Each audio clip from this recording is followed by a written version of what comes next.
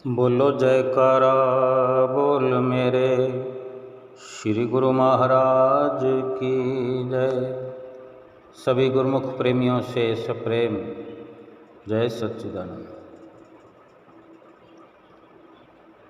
जीवन भर हम अपना एक तकिया कलाम बनाकर रहते हैं, एक आदत सी बना लेते हैं या एक अपना नज़रिया सोच ऐसी हम निर्धारित कर लेते हैं अपने ही लिए कि क्या करें, सत्संग में जाने का तो वक्त ही नहीं मिलता। ऐसी बात नहीं है कि हम जाना ना चाहते हों, लेकिन इतना काम होता है, हम बिजी हैं, हमारी लाइफ ऐसी है, हमारी ज़िंदगी ऐसी है कि सत्संग के लिए समय नहीं निकलता। और घर में कार्य करने वाली माताएं बहनें भी इस प्रकार से ही कुछ अपनी सोच को बढ़ावा देती रहती हैं कि क्या करूं, काम का बोझ इतना है कि समय नहीं मिलता, मैं जा नहीं पाती। यानी अपने शब्दों से, अपनी जुबान से हम वो कह रहे हैं जिसका हमें ज्ञान नहीं है। हम स्वयं ये स्वीकार कर रहे हैं कि हम इतना काम करते हैं, यानी इतना समय है हमारे पास, समय है तभी तो बिजी रहते हैं, समय मिल नहीं पाता, सत्संग के लिए समय नहीं मिल पाता, ये तो कहते हैं, लेकिन ये ध्यान में नहीं अपने ला पाते कि क्यों नहीं सत्संग को समय नहीं दे पाते, कि पूरा का पूरा समय जो है हमने घर परिवार के लिए, संसार के लिए, शरीर के लिए खर्च कर रखा है। तो ये कितने अफसोस की बात है कि इतना समय जो हर प्रकार से हमने एक सत्संग को, भक्ति को छोड़ करके रोज़ का रोज़ देना हमने स्वीकार कर रखा है, और सत्संग के लिए, भजन भक्ति के लिए हम बड़ी आसानी से कह देते हैं कि क्या करें, समय नहीं मिलता। समय कहाँ से मिलेगा? समय तो हमने खर्च कर रखा है, अपनी जिम्मेदारी समझ रखी है कि हमने सत्संग, भजन भक्ति को, परमार्थ को छोड़ करके बाकी सब का सब समय संसार के लिए दे छोड़ना है। जब हमने स्वयं निश्चित कर लिया है, हम ही ने निर्धारित किया है ना कि संसार के लिए पूरा समय खर्च करना है और यही जरूरी है। और हम अगर ये सोच लें, अभी का अभी ये विचार करें कि केवल सत्संग ही जरूरी है, सीधी बात है ना कि वक्त मुसीबत में तो सत्य का संग किया हुआ काम आएगा, भजन सुमरन किया हुआ काम आएगा, परमार्थ किया हुआ काम आएगा। इतना समझना है केवल कि जरूरी तो केवल यही है, और फिर इसमें पूरा का पूरा रात और दिन व्यतीत करने की भी ज़रूरत नहीं। ये भी समझने की बात है कि अगर हम जोर लगाकर भी कितना समय परमार्थ में खर्च कर देंगे, 24 घंटे में 3-4 घंटे अगर खर्च कर दिए जाए तो बहुत है, पर्याप्त है। शुरुआती दौर के लिए तो बहुत अति उत्तम है ये। और हमें गुरुमुखों को तो 2 घंटे भजन अभ्यास की हिदायत है, आज्ञा है कि अगर हम दे पाएँ, और 1-2 घंटा और बाकी 5 नियमों के लिए अगर व्यतीत कर दें तो एक प्रकार से सतगुरु की आज्ञा की पालना हो जाए। और सतगुरु की आज्ञा की पालना की ओर अगर हम दृढ़ हो जाएं, दृढ़ निश्चय कर लें, दृढ़ता से चल पड़े, तो ये तो भगवान की आज्ञा हो गई, जो हमने मान ली, शिरोधार्य हमने कर लिया सतगुरु की आज्ञा को, और इसके लाभ को हमने कभी सोचा नहीं कि कितना लाभ कितना होता है कि लोक और परलोक संवर जाए, इतना लाभ। और समय जो खर्च करना है वो तो वही जो समय हमारा संसार में खर्च हो रहा था, खर्च होते होते हो जाएगा। उसी में कुछ समय निकाल करके हमें भगवान की भजन बंदगी में लगाना है, और लाभ इतना कि लोक परलोक संवर जाए। और हम अपनी मर्जी से संसार के लिए पूरा समय खर्च करते हुए संसार को पाने की उमंग में, तरंग में, संसार को अपने घर में कैद करने की एक लगन जो हम लगा के रखे हुए हैं कि हम संसार पर विजय प्राप्त कर लें। बड़े बड़े राजा महाराजा भी संसार को जीत नहीं पाए, संसार को अपना बना नहीं पाए। जिस मालिक ने सब कुछ दिया और हम पर कोई अंकुश नहीं लगाया, जो भी व्यवस्था हमारे लिए इस जीवन में होती है, घड़ी घड़ी पल पल करके कोई ना कोई व्यवस्था हमारे लिए उत्पन्न होती रहती है। कभी कोई पद मिल जाता है हमें, कभी कोई धन की प्राप्ति हो जाती है, कुछ विशेष जब जब कुछ इस प्रकार विशेष उपलब्धियां होती है कि अलग से कोई धन की व्यवस्था हो जाए, कोई प्रमोशन हो जाए, या स्कूल में कॉलेज में हम पढ़ते हैं या नौकरी लगने की लाइन में लगे हुए हैं, नौकरी लग जाए, कुछ भी ऐसा हो जाए तो क्या कोई शर्त होती है? करने कराने वाले स्वयं भगवान है, तो क्या भगवान कोई भी वस्तु हमें सौंपते हैं तो कोई शर्त रखते हैं कि हमने तुम्हें ये दिया तो तुम भी हमें ये दो? हमें आज़ाद कर रखा है, सब हमारी अपनी मर्जी पर निर्भर है। तो फिर क्या हमारी मर्जी यही है कि हम भगवान से सौगात पर सौगात लेते रहें और अपने समय को हर प्रकार से संसार पर निछावर करते रहें? भगवान ने ऐशो आराम की ज़िंदगी हमें यहाँ इस जीवन में सुविधाओं के साथ दी है, तो हमें भी तो विचार करना चाहिए कि भगवान का हम शुक्राना करें। और अगर भगवान का शुक्राना हम यूँ कर लें कि हे भगवान आपका शुक्राना है, मुझे सब कुछ दिया है, तो क्या शुक्राना हो गया? उसके नाम का सुमरन करना चाहिए, उसके नाम पर बैठकर सत्संग करना चाहिए, उस सत्संग में सीखना चाहिए कि 24 घंटे सत्य के संग में कैसे रहा जा सकता है। संतों महापुरुषों के सत्संग में बैठने का हमें अवसर मिलता है।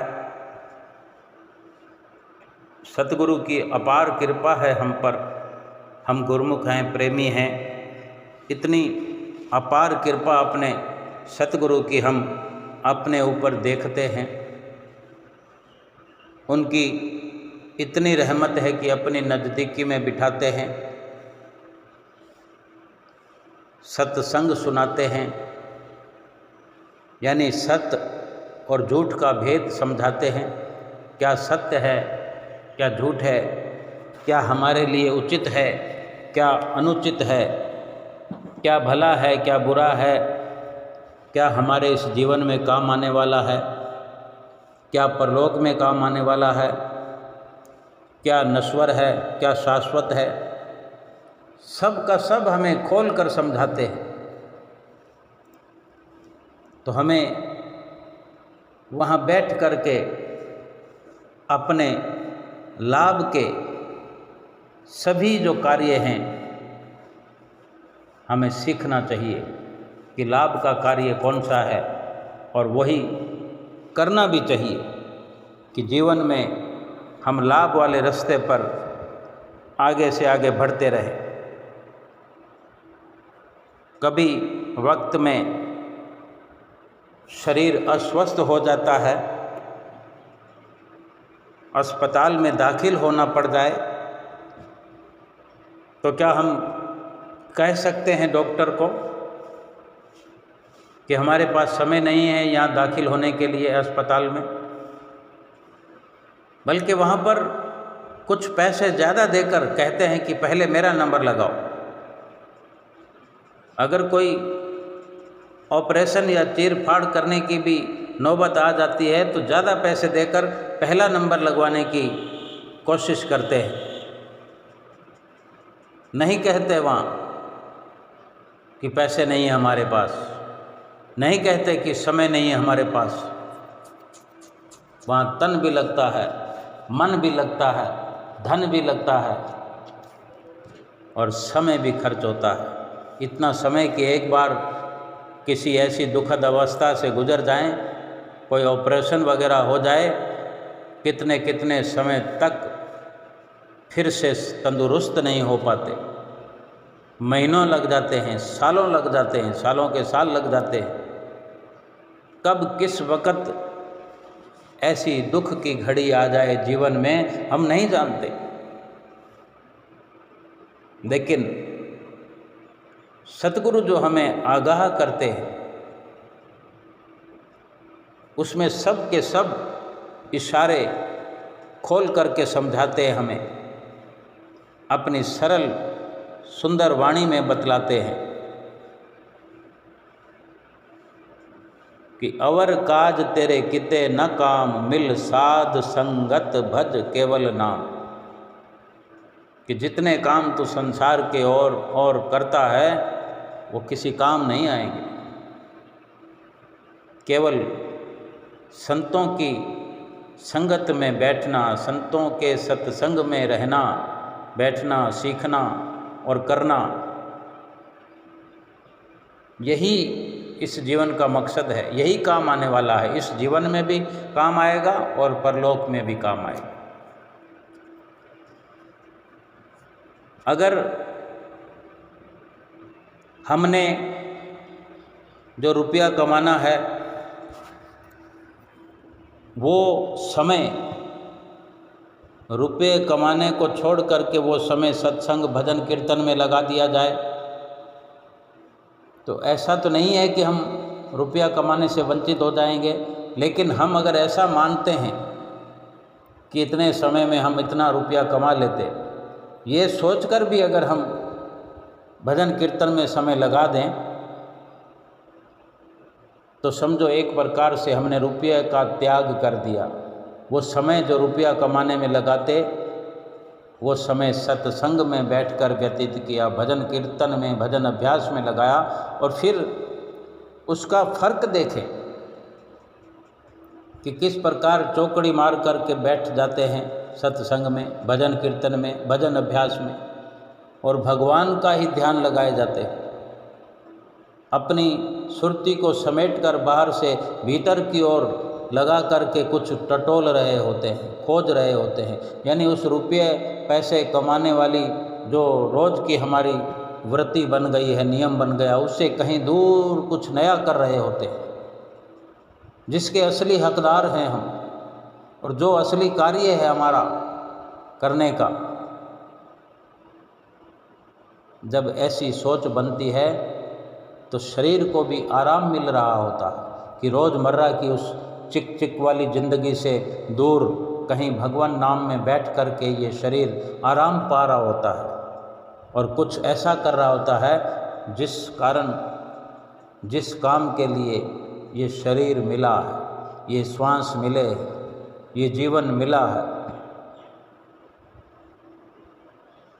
और शरीर जाने कितने दुखों से उबर जाता है सत्संग में बैठकर, भजन कीर्तन में बैठकर, भजन अभ्यास में बैठकर, श्री दर्शनों का रसपान करने में जो समय खर्च होता है, कितने ही हजारों हजारों लाखों लाखों दुखों से ये शरीर ऊंचा उठ जाता है। जीवन में आने वाली परेशानियां, दुख वक्त से पहले ही सूली का कांटा बनकर भुगतान हो जाते हैं।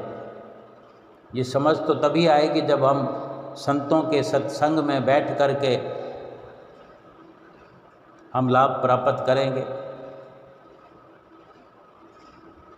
धन अगर न भी कमाया, कुछ कम कमा लिया, लेकिन वक्त पर काम आने वाली वस्तु अगर हमारे पास में है, लाभ तो उसी का होना है। धन क्या इसलिए होता है कि दवाइयों में खर्च किया जाए, डॉक्टर की फीस देने में खर्च किया जाए, डॉक्टर के आगे हाथ जोड़ते फिरें, धन का प्रलोभन देते फिरें, एक एक की मिन्नत करते फिरें, लाइनों में जाकर लगें और दुख भी भोगते रहें? क्या इससे अच्छा ये नहीं कि उसी धन को थोड़ा बहुत कमाने से वंचित होकर धन का त्याग करके वो समय, वो शरीर, वो श्वास भजन में, सुमरन में खर्च करके अपनी आत्मा की शांति को हासिल किया जाए? हम अपने आप को देखें कि रुपया कमा कमा कर संसार के अंदर अपनी गरिमा को बढ़ाते बढ़ाते शांति की खोज में, सुख की खोज में कितने दुखी हो गए हैं, कितने अशांत हो गए हैं। रुपया कमा कमा करके अंदर से खोखले होते जा रहे हैं, फिर भी समझ नहीं पा रहे हैं कि जाने क्या हो गया है। नहीं महसूस कर पा रहे हैं कि हम कितने बेचैन हैं। एक घर की साज सज्जा को बनाने के लिए, घर की साफ सफाई करने के लिए, घर की सजावट के लिए रात और दिन हम लगे रहते हैं। माताएं बहनें जिनका यही काम है, सुबह से लेकर रात्रि को सोने तक घर को चमकाते रहते हैं और कहते हैं कि समय नहीं है। क्या वाकई हमारे पास समय नहीं है? अगर मान भी लिया जाए कि समय नहीं है हमारे पास, तो क्या सुख है हमारे पास? शांति है हमारे पास? सुकून है हमारे पास? ये सब भी नहीं है, तो फिर क्या है हमारे पास? एक ही प्रकार की सफाई रोज करते हैं और इतनी करते हैं कि जब तक थक न जाए, थक जाने के बाद भी थकने का प्रयास निरंतर करते रहते हैं। लेकिन कभी ये भी हमें विचार करना चाहिए कि हमारे भीतर की भी सफाई करने की ज़रूरत है। हमें आत्मा की जो ज़रूरत है, आत्मिक सुख की ज़रूरत है, उस सुख की भी खोज हमें करनी चाहिए। आत्मा जो अशांत परेशान है, उसके लिए शांति की खोज करने की भी ज़रूरत है। हम शांत तो होना चाहते हैं, लेकिन अशांति वाले कार्य नहीं छोड़ना चाहते, तो शांति कहाँ से मिलेगी? सुखी होना चाहते हैं, लेकिन दुखों वाले कार्य नहीं छोड़ना चाहते। अशांति और दुख क्या है जो हम समझ नहीं पा रहे? असीमित दायरा हमने बना लिया है संसारिक, चाहे घर की साजो सज्जा का हो, घर की साफ सफाई इतनी हद दर्जे तक करते हैं। मन में एक सवाल होता है कि कोई, मन में ख्याल होता है कि कोई आकर देखे तो ये ना कहे कि कहीं किसी कोने पर भी कहीं चुटकी भर भी मिट्टी मिल जाएगी। कोई ऐसा ना सोचे कि दीवार पर कोई छींटा लगा होगा, कोई दाग लगा होगा। सब पलंग, कुर्सी, मेज, सोफे सब चकाचक साफ सफाई से चमकते हुए नजर आएंगे। लेकिन ये नहीं सोचा कि हमारी आत्मा सदियों से मलिन हो गई है, ये मन मलिन हो गया है। ये नहीं सोचते कि भगवान देखते होंगे कि कितनी मलिनता है यहाँ पर। उसको साफ करने के लिए हमारे मन में ख्याल नहीं आता। अशांति और दुख वहीं से ही पनपते हैं। ये मन की मलिनता ही हमें अशांत किए हुए है, मन की मलिनता ही हमें दुखी किए हुए है।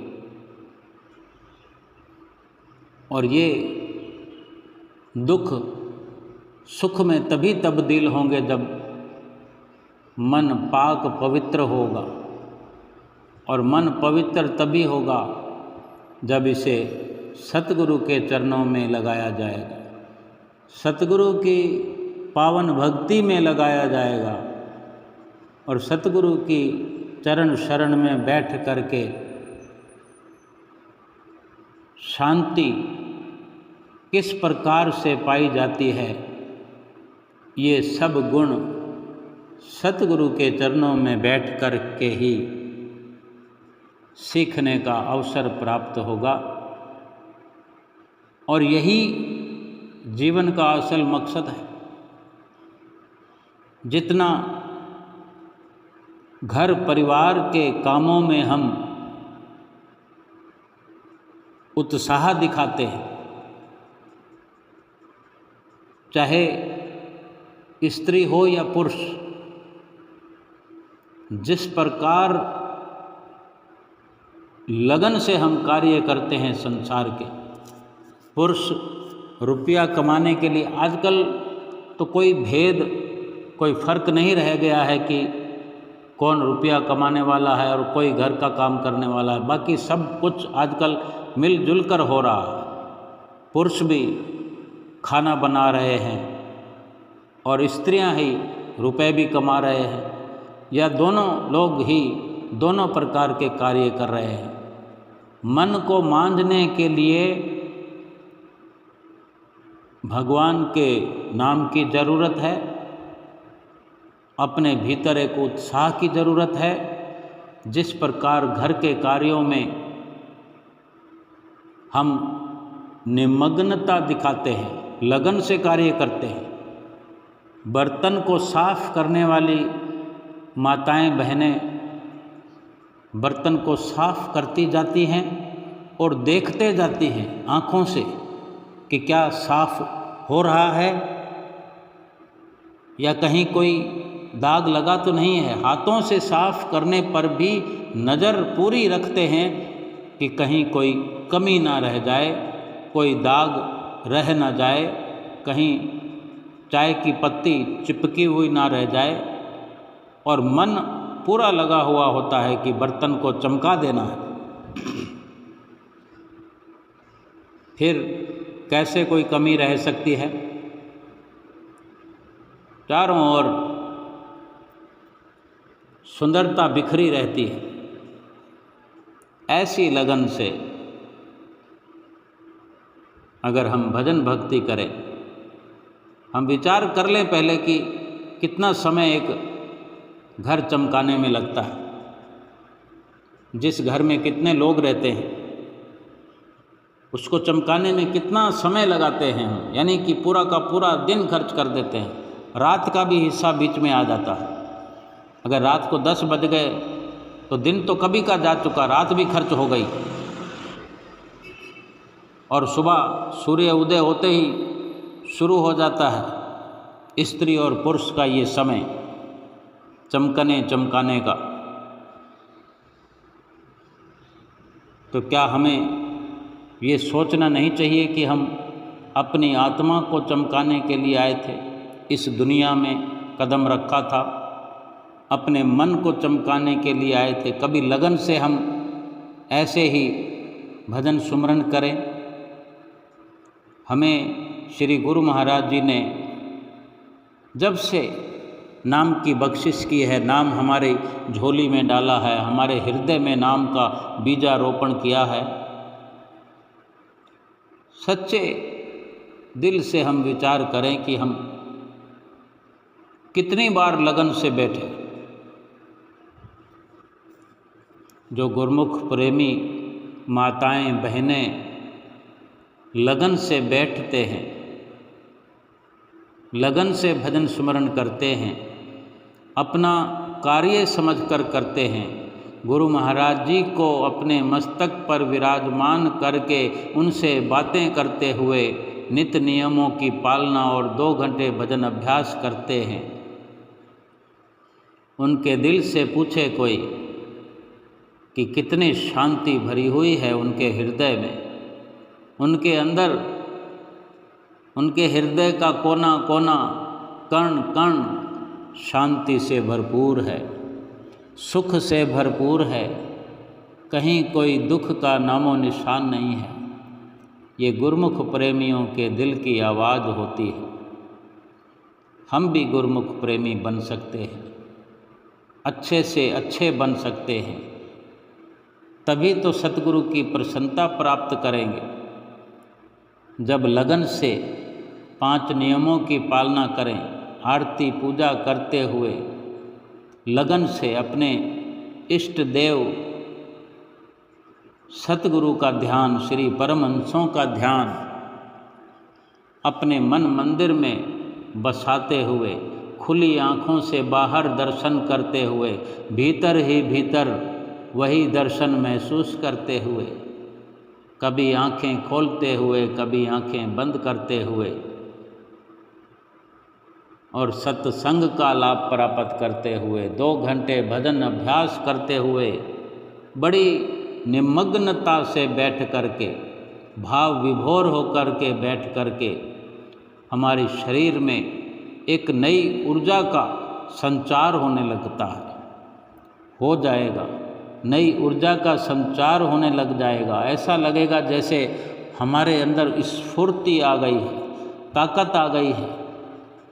ये भजन का प्रताप है, भजन सुमरन का ये असर है। जो करते हैं वो जानते हैं, और जिन्होंने नहीं किया वो करें।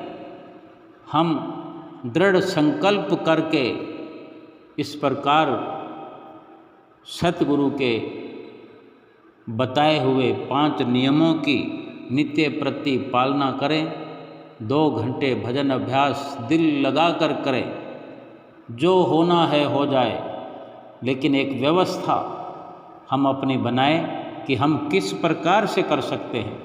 ये नहीं सोचना कि हम कैसे करें, हमें समय नहीं है, समय हमने व्यवस्थित करना है। बस ये सोचना है कि किस किस प्रकार से हमें सफल होना है। आधा घंटा करना है, आधे घंटे से शुरुआत करें, फिर आधे घंटे को 1 घंटे में तब्दील कर दें, फिर चाहें जब 1 घंटे को भी एक साथ 2 घंटे में तब्दील कर दें।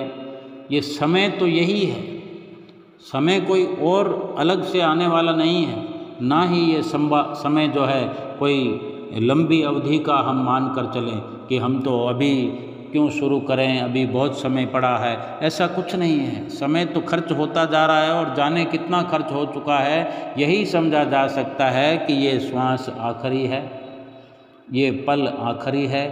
इसी पल में करना है, अभी का अभी।